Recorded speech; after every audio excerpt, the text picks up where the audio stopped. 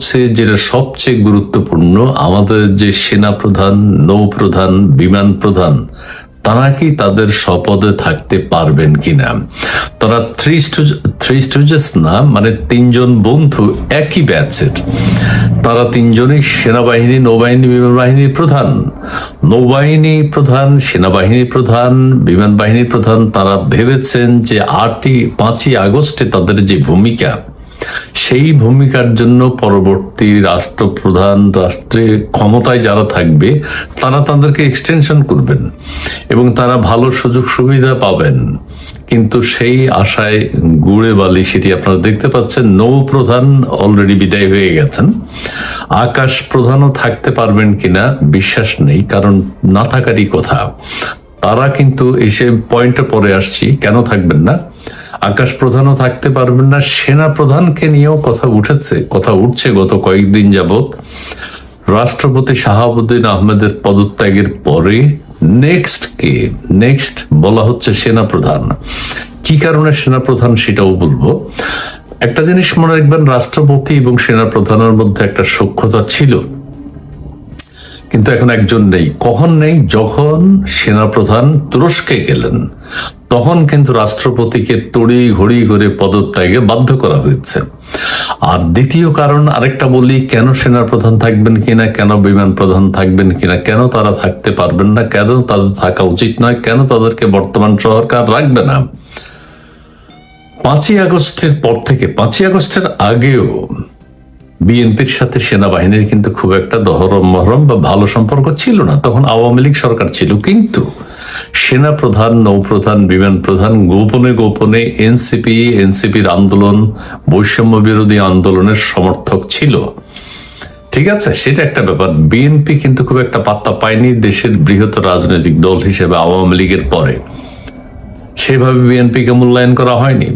সেনাপ্রধান যখন 5ই আগস্ট ঘোষণা দিলেন, কাদের সাথে তিনি রাজনৈতিক আলাপ আলোচনা করেছেন, তখন তিনি ইসলামী দলগুলো, জামাতে ইসলাম, হেফাজতে ইসলাম, অন্যান্য ইসলামী দল, কিছু ছোটখাটো রাজনৈতিক দল এবং বিএনপি কিন্তু তখনও মূল্যায়ন খুব একটা পায়নি। বিএনপিকেও ডেকেছিল, কিন্তু প্রাধান্য দিয়েছিল জামাত, হেফাজত, এনসিপি, আরো যারা আছে, আসিফ নজরুল, এদেরকে।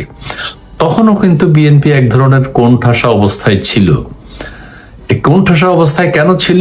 সেনাবাহিনী প্রধান, নৌপ্রধান, বিমান প্রধান তারা কিন্তু বৈষম্য বিরোধী ছাত্র আন্দোলন, হিজবুত তাহরির, জামাত, এদের সাথে, হেফাজত, এদের সাথে বেশি মহরম ছিল এবং এদেরকেই বেশি প্রাধান্য দিয়েছে। বিএনপি, খেয়াল করবেন, বিএনপি বড় রাজনৈতিক দল হিসেবে কিন্তু সেইভাবে প্রাধান্য পায়নি এবং অন্তর্বর্তীকালীন সরকারের সময়ও বিএনপি মারাত্মক চাপে ছিল। অন্তর্বর্তীকালীন সরকারের সময় বিএনপিকে কিন্তু এনসিপি, জামাত ছেড়ে কথা বলেনি, এটা নিশ্চয়ই আপনাদের মনে আছে। এবং বিএনপি নানান টাল বাহানা করে চেয়েছে যে ডক্টর ইউনূস থেকে যেন একটা নির্বাচন আদায় করা যায়, সেই জন্য তারা বিশেষ ভূমিকা পালন করেছেন। ইউনূসের সবকিছুতেই তারা হাঁ উত্তর দিয়েছেন, হাঁ যুক্ত হয়েছিল তখন। এখন বিএনপি কিন্তু সেই কথা বলেছে, কারণ তারা মারাত্মক চাপে ছিল। আওয়ামী লীগ পরবর্তী দেশের বৃহৎ রাজনৈতিক দল হিসেবে বিএনপির যে গুরুত্ব থাকা উচিত ছিল, সেই গুরুত্ব তারা পায়নি। কোত্থেকে পায়নি? সেনাপ্রধান, নৌপ্রধান, বিমান প্রধান, জামাত, হেফাজত, এনসিপি, বৈষম্য বিরোধী ছাত্র আন্দোলন, ইনকিলাব মঞ্চ, তারা কিভাবে কথা বলেছে বিএনপিকে এই সেই বলতে কিন্তু তারা ছাড়েনি। ছাত্রদল, যুবদল, বিএনপি, তারেক রহমান, স্বরাষ্ট্রমন্ত্রী, বিএনপির মহাসচিব, এদেরকে কিন্তু এরা ধোলাই করে দিয়েছে। কারণ বিএনপিরও তখন সাহস ছিল না, কারণ তাদের সেনাবাহিনীর সাপোর্ট ছিল না, নৌবাহিনী, বিমান বাহিনীর সাপোর্ট ছিল না। ওরা 3 বন্ধু, 3 প্রধান কিন্তু এক হয়ে গেছে, এক হয়ে ইসলামী দলগুলোকে ক্ষমতা আনতে চেয়েছে। ডক্টর ইউনূসকে প্রাধান্য দিয়েছে। ডক্টর ইউনূস নানান বিষয় বিএনপির উপর চাপিয়ে দিয়েছে। এনসিপি, জামাতের কারণেও অনেক কিছু চাপিয়ে দিয়েছে বিএনপির উপর। সেই বিএনপি এখন কেন, কোন যুক্তিতে, কি কারণে সেনা প্রধানের এক্সটেনশন করবে আমরা মনে করতে পারি। কি কারণে করবে না। নৌপ্রধান বা বিমান প্রধান, নৌপ্রধান বিদায় হয়েছেন, বিমান প্রধানের কেন এক্সটেনশন করবে না। কারণ এরা কেউ বিএনপি কে ইউনূসের শাসনের সময় সুখে রাখেনি। এরা কেউ আওয়ামী লীগ সরকারের বিদায়ের পরে বিএনপি কে বৃহৎ দল হিসেবে, রাজনৈতিক দল হিসেবে প্রাধান্য দেয়নি। সেহেতু রাষ্ট্রপ্রধানের পদত্যাগের পরেই এখন যে বিষয়টি সবচেয়ে বেশি আলোচিত, সেনাপ্রধান কি থাকবেন? সেনাপ্রধানকে তারেক রহমান সাহেবের সাথে একটা ছবি দেখবেন, তারেক রহমানের পাশে সেনাপ্রধান, বর্তমান সেনাপ্রধান, তার চেহারা সুরত বদলে গেছে, দাঁড়িয়ে আছেন একদম এইভাবে। তার বডি ল্যাঙ্গুয়েজটা খেয়াল করবেন, কত বিনয়ী ভাব। কিন্তু এই ভাব তো একজন সেনাপ্রধানের তো এই অবস্থা হতে পারে না। ঠিক আছে, আরেকটি বিষয় হচ্ছে অন্তর্বর্তীকালীন সরকারের সময় কিন্তু তারেক রহমান সাহেব দেশে আসেননি। ঠিক আছে, কি কারণে আসেননি? কারণ সেনা সমর্থন পাননি। কাজে তারেক রহমান সাহেব বা বিএনপির সেই বিষয়গুলো মনে আছে। ঠিক আছে, আর একটি বিষয় হচ্ছে 1/11 সময় সেনাবাহিনীর যেসব সদস্য তারেক রহমানের উপর নির্যাতন চালিয়েছিল, সেটাও তারেক রহমান সাহেবের মনে আছে। ঠিক আছে, বর্তমান বিএনপি সরকারের সময় কিন্তু আমাদের যে ওয়াকারুজ্জামান সেনাপ্রধান, তার কিন্তু খুব একটা সরকারের সাথে খুব একটা দহরম মহরম অবস্থান নেই। কারণ সেনাপ্রধান চাপে আছে, এবং চাপে থাকার যথেষ্ট কারণ আছে। বিএনপি চাপে রাখারও যথেষ্ট কারণ আছে, যৌক্তিক কারণ আছে, কারণ বিশ্বাস করা যায় না। সেনাপ্রধানও কিন্তু আওয়ামী লীগ সরকারের সময় সেনাপ্রধান করা হয়েছে, রাষ্ট্রপ্রধানকেও কিন্তু আওয়ামী লীগ সরকারের সময় করা হয়েছে। এখন যদি বলা হয় যে রাষ্ট্রপতিকে বিশ্বাস করতে পারছি না, তাহলে সেনাপ্রধানকে তো বিশ্বাস করতে পারবে না। এটাই কারণ। আরেকটি কারণ হচ্ছে সেনাপ্রধান বিদেশে থাকাকালীন অবস্থায় রাষ্ট্রপ্রধানকে পদত্যাগ করতে হয়েছে। সেনাপ্রধানকে সেটা জানানো হয়নি, সেনাপ্রধানকে গুরুত্ব দেওয়া হয়নি, সেনাপ্রধানের সাথে কোনো আলোচনাও হয়নি।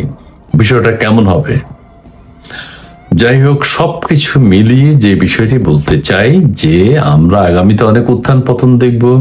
সার্জিও গোর বাংলাদেশে আসছেন, তিনিও কিন্তু নানান মেসেজ নিয়ে আসছেন। চীনের সাথে বাংলাদেশের বর্তমানে যে দহরম মহরম অবস্থা চলছে, এটা আমাদের দেশের স্বার্থে ভালো। চীনা বিনিয়োগ যদি বাংলাদেশে আসে, ভারতের বিনিয়োগ যদি বাংলাদেশে আসে, আমেরিকার বিনিয়োগ সেরকম হবে না। কিন্তু ইউরোস তো আমেরিকার কাছে দেশ বিক্রি করে দিয়েছে। তারা সেগুলোর জন্য বর্তমান সরকারকেও চাপে রাখবে, এবং বর্তমান সরকারকে চাপে রাখতে অলরেডি পররাষ্ট্রমন্ত্রী একজন বানানো হয়েছে, খলিলুর রহমান। ঠিক আছে, এবং নাসিমুল গনির নাম শোনা যায় ডিপ স্টেটের হয়ে কাজ করার জন্য প্রেসিডেন্ট হিসেবে। এটা হবে না। বিএনপি ভুল করবে যদি বিএনপির সিনিয়র নেতা কাউকে রাষ্ট্রপতি বানায়, সেটি ভালো হবে। যদি না বানায়, সেটা ভুল হবে বিএনপির জন্য। সেই বিষয়টি রয়েছে। কাজে সার্জিও গোরের বাংলাদেশে যে আগমন, এটা নিয়েও সে অনেক বিষয়ে চাপ দেবে চীনের সাথে। এখন বাংলাদেশের স্বার্থ দেখতে হবে। ঠিক আছে, অন্যদিকে আবার শেখ হাসিনা বাংলাদেশে ফিরবেন বলে ঘোষণা দিয়েছেন। সেটাও কতটুকু হয়, কিভাবে হয়, সার্জিও গোর সেরকম কোনো মেসেজ নিয়ে আসবেন কিনা, সেটাও কিন্তু সময়ই বলে দেবে পরিস্থিতি কোন দিকে যায়। সেনাপ্রধান, বিমান প্রধান, ইনাদের যে আর এক্সটেনশন হবে না এটা পরিষ্কার। অথবা এক্সটেনশনের আগেও যে এখন যে তাদের যে অবস্থান, এখন তারা চাকরিরত অবস্থায় আছেন, এই অবস্থা থেকেও তাদেরকে ওই রাষ্ট্রপতির মতো বিদায় হতে হবে। সেই দিনটির অপেক্ষায় আছি। সেই দিনটি হয়তো আমাদেরকে দেখতে হবে। আর সাম্প্রতিক যে পরিস্থিতি, তাতে বোঝা যায় এনসিপির ছেলেরা, তারেক রহমান বিএনপি সরকারকে ছেড়ে কথা বলছেন এখনো। এটা অন্য কোনো রহস্য আছে কিনা? জামাতে ইসলাম বিএনপি কে ছেড়ে কথা বলছেন এখনো, রাজপথে তছনছ করে দিবে এবং থাকতে পারবে না। কর্নেল অলি আহমেদ সাহেব কিসের মেসেজ পেয়েছেন? তিনি জানেন তারেক রহমানকে কারা হত্যা করতে পারে, যে আপনি বাইরে বেশি যাবেন না। তাদের কাছে খবর আছে। কর্নেল অলি সাহেবের কাছে কি খবর আছে? কর্নেল অলি সাহেব ও বিএনপির উপরে এত ক্ষুব্ধ কেন? কি কারণ এই বৃদ্ধ বয়সে এত কিছু? রাজনৈতিক গঠনমূলক সমালোচনা করুন, সেটা হতে পারে, কিন্তু ছেড়ে কথা বলছেন না। জামাত, হেফাজত এবং কর্নেল ওলি তারা এনসিপি জামাত 11 দলীয় জোট, জামাত হেফাজত একসাথ হয়ে গেলে নাকি বাংলাদেশের সরকার বিতাড়িত হয়ে যাবে, সেই ধরনের হুমকিও কর্নেল ওলি দিচ্ছেন। দেখা যাক পরিস্থিতি কোথায় গিয়ে দাঁড়ায়। প্রিয় দর্শক, ভালো থাকবেন, সুস্থ থাকবেন, সুন্দর থাকবেন। তবে শেষবারের মতো আবারও বলি, আমাদের সেনা প্রধানের চেহারা সুরতে যে পরিবর্তন এসছে, একজন সেনা প্রধান হিসেবে সেনা আইনে কি বলে, আমি সেদিকে আর যাব না। মানে তিনি অনেক পরিবর্তন হয়ে গেছেন, ঠিক আছে, অনেক পরিবর্তন হয়ে গেছেন। এই পরিবর্তিত পরিস্থিতিতে ওনার যে পরিবর্তন এসছে, সেই পরিবর্তন করেও কি তিনি সেনা প্রধান আর থাকতে পারবেন কি না, সেটাই দেখার বিষয়। যে শেখ হাসিনা সরকারের বিরুদ্ধে অনেক ধরনের অভিযোগ আছে, এই অভিযোগগুলোকে খুব সুন্দরভাবে আপনি 3টা শ্রেণীতে ফেলতে পারবেন। আপনি যদি সংঘবদ্ধ স্বাধীনতা বিরোধী এবং সাইবার সন্ত্রাসীদের শেখ হাসিনা সরকারের বিরুদ্ধে অপপ্রচারগুলোকে আপনি যদি ভালোভাবে পর্যবেক্ষণ করেন, এই অপবাদ এবং অপবাদ অর্থাৎ সত্য মিথ্যা মিলিয়ে অভিযোগগুলো ছিল শেখ হাসিনা সরকার দুর্নীতি করছে, শেখ হাসিনা সরকার মানবাধিকার লঙ্ঘন করছে, শেখ হাসিনা সরকার বাংলাদেশকে ভারতের কাছে বিক্রি করে দিয়েছে। এই 3টা অভিযোগের মধ্যে আমি অনেকবার বলেছি, একেবারে গুগলে, অনলাইনে বিদেশি গোষ্ঠীগুলো বা বিভিন্ন বিদেশি প্রতিষ্ঠান, জাতিসংঘ, যে আর যদি আরো ভালোভাবে ধরেন ট্রান্সপারেন্সি ইন্টারন্যাশনাল, যে যারা এই দুর্নীতি সংক্রান্ত তথ্যাদি বিশ্লেষণ করে এবং ফলাফল প্রকাশ করে, আপনি সবকিছু বিশ্লেষণ করলে দেখবেন যে শেখ হাসিনা সরকারের আমলে কিন্তু তুলনামূলক দুর্নীতি কমেছিল। এটা নিয়ে অবশ্য পিনাকি কিছুদিন আগে আবার তার পদ্ধতিতে দেখিয়ে দিয়েছে যে না, শেখ হাসিনা সরকারের সময় আমরা যেটা বলি সেটা সত্য, কিন্তু সত্য কথা হলো যে শেখ হাসিনার 15-16 বছরের শাসন আমলে বাংলাদেশের তুলনামূলক দুর্নীতি কিন্তু কম ছিল। হ্যাঁ, হয়তো দুর্নীতির পরিমাণ অর্থের মাপে বেশি হতে পারে, এর কারণ হলো যে শেখ হাসিনা তো বাংলাদেশের অর্থনীতিটাকে একটা ব্যাপক বাড়িয়ে দিয়েছিলেন। অর্থাৎ যে অর্থনীতির সাইজটা এখন মনে পড়ছে না, মানে কোথা থেকে উনি কোথায় নিয়ে এসেছিলেন, 5 গুণ বাড়িয়ে দিয়েছিলেন উনি 16 বছর রাষ্ট্র শাসন করে, খুব সম্ভবত। অর্থাৎ আমাদের যে জিডিপি, যেটা গ্রস ডোমেস্টিক প্রোডাক্ট, তো এইরকম একটা অবস্থায় দুর্নীতির আপেক্ষিক মাত্রা কমলেও দুর্নীতির টাকার পরিমাণ হয়তো বেড়েছিল। কিন্তু শেখ হাসিনা সরকারের সাফল্য এটা যে তিনি আপেক্ষিক মাত্রা কমিয়েছিলেন, কিন্তু অপপ্রচারটা এমন ভাবে চলেছিল যে এইটাই বুঝি সবচেয়ে দুর্নীতিগ্রস্ত সরকার ছিল বাংলাদেশের।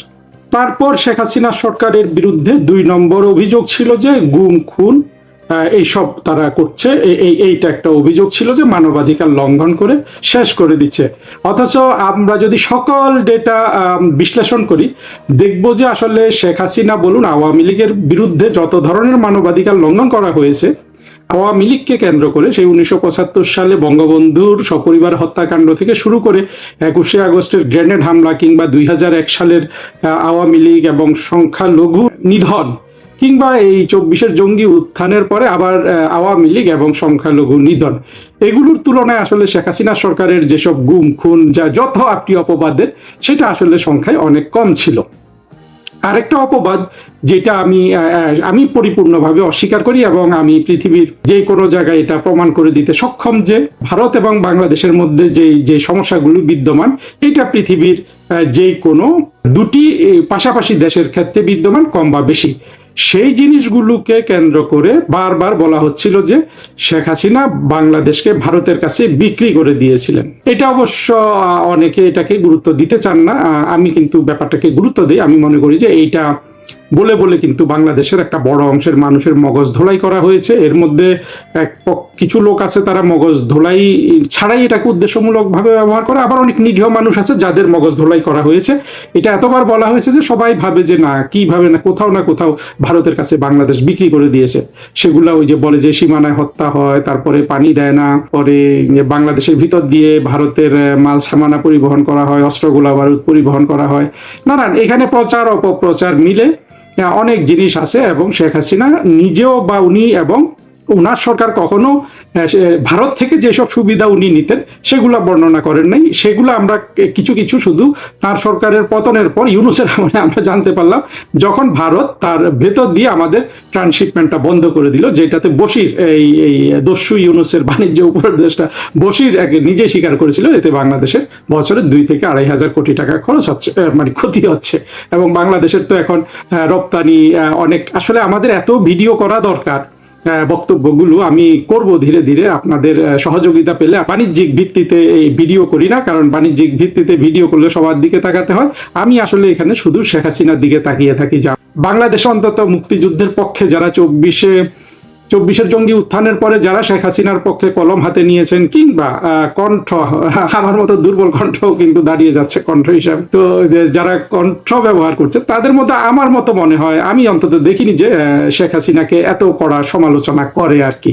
সমালোচনা আমরা করব, আমি অন্তত করে যাব, কিন্তু এই জায়গাটায় দেখেন পরিপূর্ণভাবে শেখ হাসিনা বঙ্গবন্ধুর মেয়ে এই জন্য, এবং বঙ্গবন্ধু বাংলাদেশকে পৃথক করে ফেলছে পাকিস্তান থেকে, শেখ হাসিনা বাংলাদেশে উন্নয়ন করছে, শেখ হাসিনা বঙ্গবন্ধুর মেয়ে, শুধু এই জন্য এই অপবাদটা নিয়ে আসে ভারতের বিরুদ্ধে। শেখ হাসিনা শত শত চুক্তি করেছে, গোলামির চুক্তি। ওরা কিন্তু একটা চুক্তি তো দেখানো তো দূরে থাকুক, যেটা তৌহিদ, আমাদের তৌহিদ সাহেব দস্যু ইউনূসের যে পররাষ্ট্র উপদেষ্টা, সেও বলেছিল যে আদানির চুক্তিটা মানে একটু বলে আসবে, মানে আর কিছু সে বলে নাই। তৌহিদ সাহেব তো ভালো মানুষ, আমি মনে করি ওনাকে পছন্দ করতাম এক সময়, কিন্তু আসলে পছন্দ করি আর না করি, ইউনূসের মতো এরকম দস্যুর যদি কেউ উপদেষ্টা থাকে 2 বছর, তাহলে তো আর পছন্দ করাটা কষ্টকর হয়ে যায়। উনিও বলেছেন যে না, ওই মানে আসলে এগুলো কথার কথা। ভারত বাংলাদেশের মধ্যে একটা ফ্রেন্ডশিপ ট্রিটি ছিল 25 বছরের, সেটা শেখ হাসিনা সরকারই আর নবায়ন করেনি। আমার মনে হয় যে সে চুক্তিটা নবায়ন করা যেত। ওই চুক্তিটা যদি আমার কাছে থাকতো, এটা আমার মনে হয় অনলাইনে সার্চ করলে পাওয়া যাবে, কারণ অনেক ডকুমেন্টকে আমরা গোপন ডকুমেন্ট মনে করি, কিন্তু এগুলো আসলে আমি দেখলাম যে শুধু গুগলে গেলে খুঁজে পাওয়া যায়। ওই চুক্তিটা খুব বেশি বড় না, 25 বছর মেয়াদি ফ্রেন্ডশিপ ট্রিটি বা মৈত্রী চুক্তি, চুক্তিটার নামও ভুলে গেছি। আমি যখন 2001-2003 সালে ফরেন মিনিস্ট্রিতে সাউথ এশিয়া ডেস্কে কাজ করি, তখন আমি এই চুক্তিটা পড়েছিলাম। এখন মনে নাই, কিন্তু এটুকু মনে আছে যে আমি এই চুক্তিটা তারও আগে বহু বছর ধরে পড়ার জন্য অপেক্ষা করছিলাম। যেভাবে বিএনপি, তখন তো আর জামাত এত ছিল না আসলে ওই সময়টায়, তখন আমরা এই বাংলাদেশের স্বাধীনতা বিরোধী দল বলতে, আমি অবশ্য তখনও বিএনপির বন্ধু ছিলাম, এখনো আছি। এরা এই বিশেষ করে বিএনপি, বি চৌধুরী, যাকে ইয়ের মতো তারা সরিয়ে দিয়েছে, এই আমাদের চুপ্পু সাহেবের মতো, তিনিও এই দাঁত মুখ খিচে বলতেন যে গোলামির চুক্তি, গোলামির চুক্তি। এবং আমাদের ছোটবেলাটা ঝাঁঝরা হয়ে গেছে এই গোলামির চুক্তির কথা শুনে শুনে, এবং আমার খুব আগ্রহ ছিল যে এই গোলামির চুক্তিটা পড়ে আমি দেখলাম যে সেখানে গোলামির কোনো কথা নাই, যা কিছু আছে পারস্পরিক। অর্থাৎ ভারত বাংলাদেশকে যদি 5 টাকা দেয়, বাংলাদেশ ভারতকে 5 টাকা দিবে। বাংলাদেশের ইতিহাসে একটা মাত্র এইভাবে যদি আপনি বলেন যে আমাকে 5 টাকা দাও, তুমি আমাকে 5 টাকা দিলে, মানে তুমি আমার থেকে 5 টাকা নিলে আমাকে কিন্তু 10 টাকা দিতে হবে, এই ধরনের চুক্তিকে যদি আপনি গোলামির চুক্তি বলেন, তাহলে বাংলাদেশের ইতিহাসে একটাই গোলামির চুক্তি হয়েছে, সেটা হয়েছে ইউনূসের আমলে। ইউনূস ধারণা করি যে সবাই মিলে যেটা করেছে সেই বাণিজ্য চুক্তি, সত্যি সত্যি এই চুক্তিটাতে আপনি যে কেউ পড়লে বুঝতে পারবে যে এটা একটা অসম চুক্তি ছিল। এই একটা মাত্র গোলামির চুক্তি হয়েছে বাংলাদেশের ইতিহাসে। এখন দেখেন, যে মানুষগুলো অন্ধের মতো বিশ্বাস করেছে যে শেখ হাসিনা অনেক গোলামির চুক্তি করেছে, তাদের উপর যেন আল্লাহর গজব হিসাবে নাজিল হয়েছে এই ইউনূস এবং তার করা মার্কিনীদের সাথে বাণিজ্য চুক্তি, যেটাকে আমি গোলামির চুক্তি এই জন্য বলছি যে মানে গোলামির চুক্তি বলতে তো বাংলাদেশের মানুষ এটাই বোঝে যে একটা অসম চুক্তি হবে, শর্ত চাপিয়ে দেওয়া হবে। সেক্ষেত্রে একমাত্র বাংলাদেশের হওয়া একমাত্র চুক্তি হলো গোলামির চুক্তি। ফলে 3টা অভিযোগের মধ্যে দুর্নীতি সত্য, কিন্তু যেভাবে বলে সেভাবে সত্য না। বাংলাদেশের সব সরকারের আমলে দুর্নীতি হয়েছে। মানবাধিকার লঙ্ঘন সত্য, সেভাবে সত্য না। বাংলাদেশের সব সরকারের আমলে মানবাধিকার লঙ্ঘন হয়েছে, সবচেয়ে কম হয়েছে তুলনামূলকভাবে। দেখা যাবে যে আওয়ামী লীগ যে মানবাধিকার লঙ্ঘন করেছে, আওয়ামী লীগ বিরোধীরা তার উপর যে মানবাধিকার লঙ্ঘন করেছে, সেটার ভার কিন্তু অনেক বেশি। এবং 1-2 দিনের মানবাধিকার লঙ্ঘনই আওয়ামী লীগের ইতিহাসের সব মানবাধিকার লঙ্ঘনের সমষ্টি করলে তার চেয়ে ভারী হয়ে যায়। যেমন 21শে আগস্টের গ্রেনেড হামলা, কিংবা 1975 সালে বঙ্গবন্ধুকে সপরিবারে হত্যা করা। সুতরাং বুঝতে পেরেছেন যে এই অভিযোগগুলো আবার কেন সবিস্তারে বললাম, যে এই অভিযোগগুলোর ভিত্তিতে আওয়ামী লীগ সরকারের বিরুদ্ধে এক ধরনের জন অসন্তোষ বলুন, বা যারা দাবি করে যে সিপিবি বা সৎ বাম দল, যে হ্যাঁ আমরা আওয়ামী লীগ সরকারের বিরুদ্ধে এই সব মানে এই জন্য প্রতিবাদ করছি, এই হচ্ছে ওই হচ্ছে সেই হচ্ছে। কিন্তু আমি যে সিদ্ধান্তটা এখানে বলতে যাচ্ছি সেটা হলো যে এই অভিযোগগুলো কতটা সত্য অসত্য সেটা এখানে বড় বিষয় নয়। বড় বিষয় হলো যে এই অভিযোগগুলার অজুহাত কোনোভাবেই আপনাকে 2024-এর জঙ্গি উত্থানে আপনার অংশগ্রহণকে ন্যায্যতা প্রদান করে না। আবার বলি, বেশি বললে অবশ্য কথার গুরুত্ব কমে যায়, ভিডিওর দর্শক কমে যায়, কিন্তু কথাটা আমাকে আবার বলতে হচ্ছে, কারণ আমি আসলে নিরুপায় বোধ করছি। আমি আবারও বলছি যে শেখ হাসিনা সরকারের বিরুদ্ধে জন অসন্তোষ, অভিযোগ ইত্যাদি সত্য হোক মিথ্যা হোক, কোনো কিছুই আপনাকে 2024-এর জঙ্গি উত্থানে অংশগ্রহণের ন্যায্যতা প্রদান করে না। সোজা কারণ কি? সোজা কারণ ছিল 2024-এ যে আন্দোলন হয়েছে, এটা সরাসরি বাংলাদেশের 1971 সালে পরাজিত শক্তির অধীনে হয়েছে, তাদের নেতৃত্বে হয়েছে, এবং তারা এটাকে দুটো জিনিসের প্রতিশোধ হিসাবে গ্রহণ করেছে। এক হলো 1971 সালে তাদের পরাজয়, এবং 2012-13 সাল থেকে যে শেখ হাসিনা সরকার কিছু যুদ্ধাপরাধীকে বিচার করে যে সাপের লেজ দিয়ে কান চুলকালেন, কিংবা কুমিরের লেজ দিয়ে কান চুলকালেন, সাপও মারলেন না, শুধু কানটা চুলকালেন, সেই জায়গাটার প্রতিশোধ নেয়া। সেটার প্রমাণ কি? প্রমাণ দেখেন, এই প্রমাণ তো রাস্তাঘাটে ছড়িয়ে আছে। বঙ্গবন্ধুর বাংলাদেশে বৈষম্যের ঠাঁই নাই বলে 5 আগস্টে এটা বললো দুপুরবেলা, যেই আফটারনুনে শেখ হাসিনা সরকারের পতন ঘোষিত হলো, সন্ধ্যা 8টার মধ্যে মুক্তিযুদ্ধের কোনো স্মৃতিচিহ্ন রাখা হয় না। যতটুকু ঢাকা শহরে ছিল সব কিন্তু একেবারে আপনার সংঘবদ্ধভাবে ভেঙে ফেলা হয়েছে।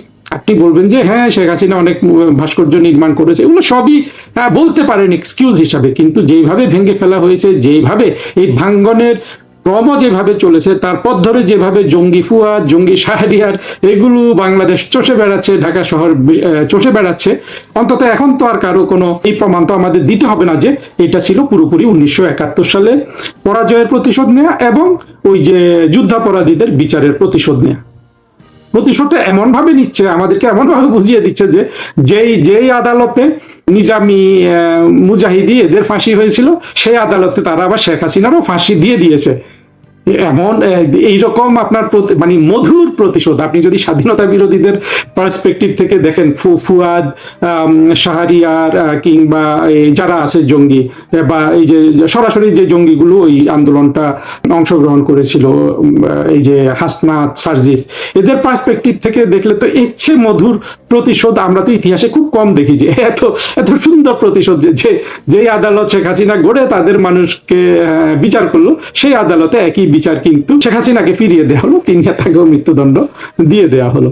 আমরা শুধু যদি ফলাফলটা দিয়ে বিচার করি, তাহলে এটা আর কোনো যুক্তিতে আপনি বিচার করতে পারবেন না যে এটা 1971 সালের প্রতিশোধ ছিল না। 1971 সালের মুক্তিযুদ্ধের পরাজয়ের প্রতিশোধের জন্য কোনো আন্দোলনে অংশগ্রহণ করার জন্য কোনো অজুহাতই ন্যায়সঙ্গত না। সেই অজুহাত শেখ হাসিনা কত গুমখুন করেছেন, শেখ হাসিনা কয়বার ভারতের কাছে বাংলাদেশকে বিক্রি করে দিয়েছেন, শেখ হাসিনা কয় লক্ষ কোটি টাকা বিদেশে পাচার করেছেন, সেগুলো এই শেখ হাসিনা সরকারের, আমি এগুলাকে অপরাধ হিসাবেও যদি গণ্য করি, এর কোনো অপরাধী আপনার এই 2024-এর জঙ্গি উত্থানের অংশগ্রহণের আপনাকে বৈধতা দেয় না। সোজা কথা, এটা বুঝতে হবে, এটা আগে না বুঝলেও এখন বুঝতে হবে, এবং এই অনুযায়ী কিন্তু ভবিষ্যতে বাংলাদেশের মুক্তিযুদ্ধের পক্ষে শক্তিকে সিদ্ধান্ত গ্রহণ করতে হবে। এবং আমি এর আগেও কয়েকটা ভিডিওতে বলেছি যে এই আন্দোলনে অংশগ্রহণ করাকে যারা ভুল হিসাবে বলেছেন, এর মধ্যে অনেকে কিন্তু বাংলাদেশে সেই উদাহরণ স্থাপন করেছেন, এবং সেই উদাহরণ কিন্তু সিপিবি, বাসদ তো আসলে কোনো দলই না, সিপিবিকেই আমি শুধু একটু রেসপেক্টের জায়গায় দেখতাম। সিপিবি, টিপিবি যারা এটা কিন্তু কেউ কিন্তু সৎসাহস নিয়ে তারা যে একটা বড় ষড়যন্ত্রের ফাঁদে পড়ে অংশগ্রহণ করেছিল, এটা কিন্তু তারা কিন্তু এখনো প্রকাশ্যে বলে নাই। তাদের যেসব নেতা আতেল এগুলো আছে, তারা কিন্তু যেইভাবে কণ্ঠ বড় করে এখনো টেলিভিশনে কথা বলে, এইটা তাদের অপরাধ হিসাবে গণ্য হবে, এবং এরা কিন্তু বাংলাদেশের রাজনীতিতে ভবিষ্যতে অলরেডি অপ্রাসঙ্গিক হয়ে গেছে। দেখুন, একটা মাত্র বিবেকবান মানুষ বড় বড় রাজনৈতিক নেতাদের মধ্যে এইটা প্রকাশ্যে স্বীকার করেছেন, এবং তিনি এমন সময়ে তিনি এই ভুলটা স্বীকার করেছেন যে ভবিষ্যতে দেখবেন যে এই মানুষটা বাংলাদেশের রাজনীতিতে টিকে যাবেন। আমি আজকে তার ইন্টারভিউ করেছি, দুঃখের বিষয় ইন্টারভিউটা আপনারা শুনবেন, কিন্তু আসলে সাউন্ডটা ভালো ছিল না আমাদের তরফ থেকে, আর উনি এত মুরব্বী যে আমি লজ্জা পাচ্ছিলাম ওনাকে বলতে যে আপনি আরেকবার বের হয়ে আসুন। প্রফেশনাল হলে বলতো, আমি তো বোঝেন আসলে ইন্টারভিউ নেওয়া বা এগুলোতে কথা বলা কোনোটাতেই প্রফেশনাল না। কিন্তু অ্যাডভোকেট মহসিন রশিদ, বাংলাদেশ মুসলিম লীগের প্রাক্তন সভাপতি, অবশ্য মুসলিম লীগকে কেউ এত খারাপ করে কেন দেখে আমি বুঝি না, মানে দেখার কিছু নাই। মুসলিম লীগ একটা বনেদি রাজনৈতিক দল, ঢাকা শহরে এটার জন্ম, বাংলাদেশে মুসলিম লীগ থাকবে, এতে কিন্তু আসলে আমাদের কোনো আপত্তি থাকা উচিত না। আমি ভেবেছিলাম যে অ্যাডভোকেট মহসিন রশিদ মুসলিম লীগেই থাকবেন, বাট উনি বললেন যে ওনার কলিগদের সাথে ওনার মত পার্থক্য হচ্ছে, তারা এখনো ভুলে আছে, উনি শুদ্ধতায় ফিরে এসেছেন, আর উনি এখন আর মুসলিম লীগের সভাপতি নন। আমি তো মনে করি যে মহসিন সাহেবের মতো মানুষ যদি মুসলিম লীগের সভাপতি হন এবং মুসলিম লীগকে একটা ঐতিহ্যবাহী দল হিসাবে যদি ছোট একটা দলে পরিণত করে বাংলাদেশের রাজনৈতিক প্রক্রিয়া অংশগ্রহণ করেন, আমি তো এটাকে, আমরা যে বহুত্ববাদী ইনক্লুসিভনেসের কথা বলি, প্লুরালিজমের কথা বলি, সেটাই হতে পারে। মুসলিম লীগ তো বা এই ঢাকা শহরে গঠিত হয়েছে, পাকিস্তান বরাবরই পাকিস্তানের রাজনৈতিক অংশটার একটা বড় শক্তি কিন্তু সবসময় মুসলিম লীগ, যদিও সেখানে পিপিপি পাকিস্তান পিপলস পার্টি আছে, কিন্তু মূল ক্ষমতা সেনাবাহিনীর হাতে। ভারতেও খুব সম্ভবত মুসলিম লীগ আছে।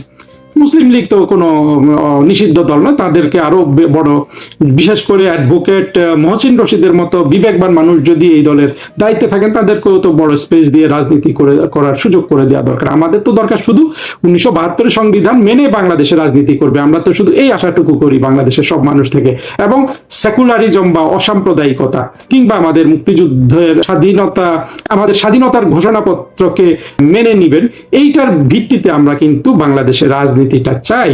সোজা কথা হলো যে অ্যাডভোকেট মহসিন রশিদ ছাড়া বাংলাদেশের কোন জাদ্দেল নেতা 2024 জঙ্গি উত্থানে জড়িত হয়ে যে তারা অপরাধ করেছেন সেটা এখন পর্যন্ত স্বীকার করেননি। এটাকে মহসিন রশিদ, এটা আমি ভুল বলবো, কিন্তু এখনো যারা এটা স্বীকার করেনি, এখনো যারা গোয়ারতুমি করছে, তারা কিন্তু এটা অপরাধ হিসাবে দেখতে হবে, এবং ভবিষ্যতে নিশ্চিতভাবে আপনি নিশ্চিত থাকতে পারেন, যেভাবে 24 জঙ্গি উত্থানের পর আওয়ামী লীগকে মেরে ফেলার চেষ্টা করা হয়েছে, আওয়ামী লীগের এখনো অসংখ্য নেতা জেলে আছেন, যেভাবে লক্ষ কোটি আওয়ামী লীগের কর্মী সমর্থক বাড়িঘর ছাড়া, এগুলোর সাধারণ প্রতিক্রিয়াতেই ভবিষ্যতে বাংলাদেশের এই বাম টাম এরা কিন্তু রাজনীতি করতে পারবে না। রাজনীতি করতে পারবে কিন্তু মহসিন রশিদ সাহেব এবং তার মতো জেনারাস বিবেকবান মানুষরা।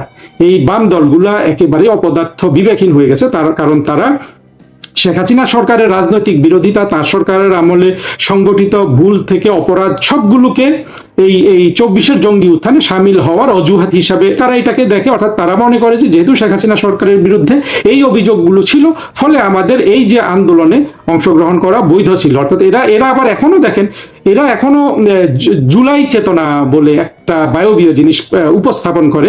কবি নামে এক ভদ্রলোক মোহন রায়হান, সে এই 2 দিন আগে বা 1 দিন আগেও বাংলা একাডেমিতে তার কবিতা পড়তে গিয়ে সে নাজেহাল হয়েছে, তবুও সে তার কবিতা পড়েছে, এবং কবিতার শেষ লাইন হলো জুলাই চেতনা কোথায়। অর্থাৎ এই লোকটা কবি, দেখেন একটা কবি তো অনেক বুদ্ধিমান হওয়ার কথা, একটা কবি যদি এগুলো না বোঝে, আমাদের বাংলাদেশের যে সাধারণ মানুষ তারা আসলে এগুলো কিভাবে অনুধাবন করবেন? সত্য কথা হলো যে জুলাই ছিল জঙ্গি উত্থান, সেটা এখন প্রমাণিত হয়ে গেছে। এই জঙ্গি উত্থানে শেখ হাসিনা সরকারের বিরুদ্ধে যেসব অভিযোগ, সত্য হোক মিথ্যা হোক, ধরে নিলাম সব সত্য, সেই সব অভিযোগ আপনাকে কোনোভাবেই জুলাই আন্দোলনে বা জুলাই জঙ্গি উত্থানে অংশগ্রহণের বৈধতা প্রদান করে না। আপনারা যদি যারা সময় মতো এটা ক্ষমা চেয়ে এখান থেকে বের হয়ে আসেননি, তারা আসলে ভবিষ্যতে বাংলাদেশে রাজনীতি করতে পারবেন না।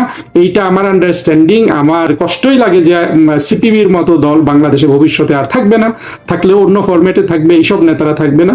এবং এমনকি দেখেন যেসব নেতা স্বয়ংক্রিয়ভাবে অংশগ্রহণ করেছিল, মাহমুদুর রহমান মান্না, এটা তো বড় বড় রাজনৈতিক নেতা, এরাও কিন্তু কোনো না কোনো ভাবে এটা স্বীকার করবে না, কারণ তাদের এখনো বিএনপি থেকে চাওয়া পাওয়ার অনেক কিছু আছে। যদিও মান্না সাহেবের সেকেন্ডম্যান কিন্তু হয়ে গেছে উপদেষ্টা, মান্না সাহেব কিছু হতে পারেনি। আমি এটা আসলে সবার জন্য বলছি যে এই ব্যাপারে আপনাদের যারা বের হয়ে আসা, দ্রুত আসুন। শেখ হাসিনা বাংলাদেশে আসার পরে যারা এইসব ক্ষমা চাইবেন, ইয়ে করবেন, আসলে তাদেরকে আমার মনে হয় না, আমার না আসলে আমি কোনো যুক্তি দেখি না তারা ক্ষমা পাবেন। ফলে বাংলাদেশের অনেকের রাজনীতি কিন্তু ভবিষ্যতে আর হবে না, আবার অনেকের রাজনীতি হবে সেটা ঠিক এই ধর্ম ভিত্তি আর কিছু থাকবে না, 24 ভিত্তিতেই হবে, যে 24 জঙ্গি উত্থানে কারা অংশগ্রহণ করেছিল, কারা অংশগ্রহণ করে নাই, কারা অংশগ্রহণকে ভুল মনে করেছিল, কারা অংশগ্রহণকে ভুল মনে করে নাই, কারা শেখ হাসিনার সরকারের বিরুদ্ধে অভিযোগগুলোকে এই জঙ্গি উত্থানে অংশগ্রহণে তাদের বৈধতা প্রদান করে বলে মনে করেছিল। যারা যতদিন বেশি এটাকে বৈধতা তাদের প্রদান করেছে বলে মনে করবেন, তারা তত দ্রুত বাংলাদেশের ভবিষ্যৎ রাজনীতিতে তাদের একেবারে রাজনৈতিক মৃত্যু ত্বরান্বিত করেছে নীতি।